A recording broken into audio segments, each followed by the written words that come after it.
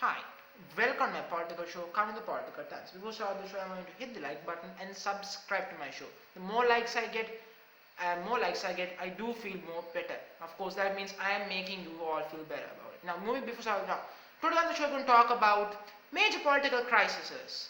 Now, especially Israel, Palestine, and the COVID pandemic issues, and also good and the bad. Now, let's get started. Now, crisis in Israel and Palestine has now gone to a new high. Rockets are coming from each other's parties, and many people are now dying in the crossfire.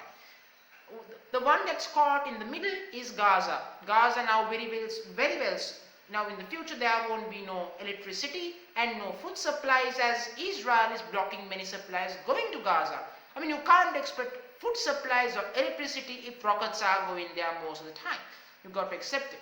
Now, something to consider is that this escalation began is when rockets came from Hamas into Israel, and that began the moment of the campaign from Israel.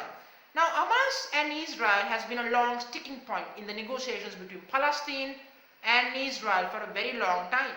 Gaza has become more and more the negotiating party for Palestine rather than being known as an organization that should not be in it. Now, Israel has been taking full advantage of that to make sure that no further negotiation has been happening. In recent times, Benjamin Netanyahu has gone into unsensible methods of making sure that there won't be a deal between Israel and Palestine, and something to consider. Now more than 200 deaths are reported from Palestine right now. More than 200 deaths. Children and families are dying in there. Buildings are being shut down, are reduced to rubble, literally. And in the part of Israel, more than 10 people have died, if I'm correct. But even if it's 20 or 50, it's way less than the 200 plus or more dying in Gaza, in the part of Palestine part of the issue.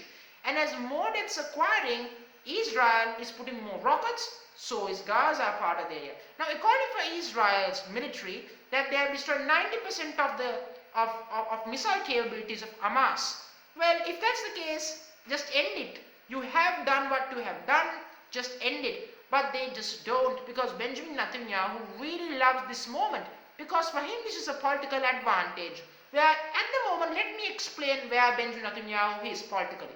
Currently, he is trying to form a government, which he failed to do because in the election he didn't get the necessary seats, his party. As a result, he is now struggling. And when this situation broke out, now before the situation, one of the major opposition, small right-wing part, decided to go anti-Benjamin Netanyahu. But that has changed, as he is now trying to work with the government, with Benjamin Netanyahu. And can you see the changes? What this has?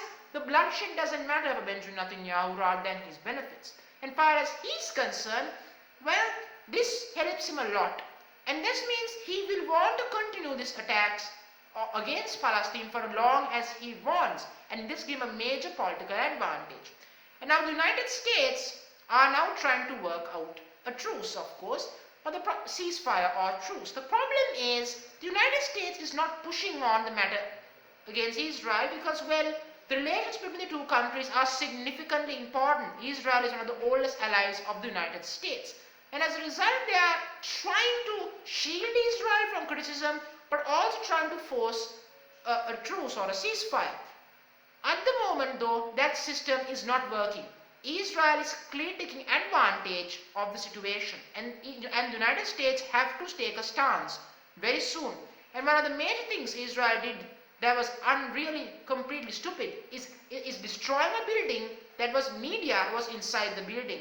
And according for them, there was Hamas inside. If that's the case, destroy in case why? Where is the intel to prove? Apparently, not even the United States have seen the intel. Something to consider. Now, let's hope the ceasefire does happen, because you should know more than anything else, war is not that good at all, really. Moving on from that, let's talk about the pandemic situation. The United States will share more than 80 plus million vaccines through a program through the Health Organization, which is extremely important considering some parts of the world are not fully vaccinated at all. Only 1% in Africa are fully vaccinated, literally, and only 4% in Asia. That kind of proves a point with the United States, more than 40%. That might give you idea. So the United States is now trying to solve the issue and help the world on the cause. It's good to see. Now, while this is new, the case, China and Russia have already been doing this, selling vaccines and giving it as called vaccine diplomacy, which means political favors in return you ask after vaccine. United States is doing this for the cure of world health, other countries are doing that. So in reality, either way, I hope vaccines keep flowing into the countries who don't have them, because they need to be vaccinated in order to recognize the world COVID free. If not, the world can't move on normal as it is. Now, of course, as that should be considered, moving on from that, let's talk about the Republican Party. The Republican Party right now is incredibly a messy situation. The Republican Party's existence is now less remembered than anyone else. I guess Hamas is more talked about. Hamas has more unity than the GOP. Now, Kevin McCarthy don't like a 9-level style commission on January 6th because he's afraid he might have to testify about his phone call with former President Trump. Thing you have to consider is Republicans. It's their responsibility. It's their fault. This committee is coming. The Republicans are telling the big lie, and if they keep telling the big lie, you will end up paying the price. This is the perfect political storm for the Democrats to keep control of the House and the Senate in the future. If they lose one of them, it's going to be a serious problem. Now, of course, this means that the GOP is not together, and there's another audit happening in Arizona, in the biggest district in Arizona. Now, something to consider is that one of the major Republicans in the state is now telling enough is enough because it's making them look bad. Look, the Republican Party, some might feel that way, it's a tiny majority. And that's not quite enough to stop the storm the GOP is now facing. The GOP right now is a mess. I believe the GOP does not deserve to come into power, at least for another 8 years. Because the reality is quite simple. If the GOP comes into power, they will make some bad decisions and the people end up paying for it. On that note, I'm going to end the video. Before end the show, hit the like button and subscribe to my show. Thank you very much.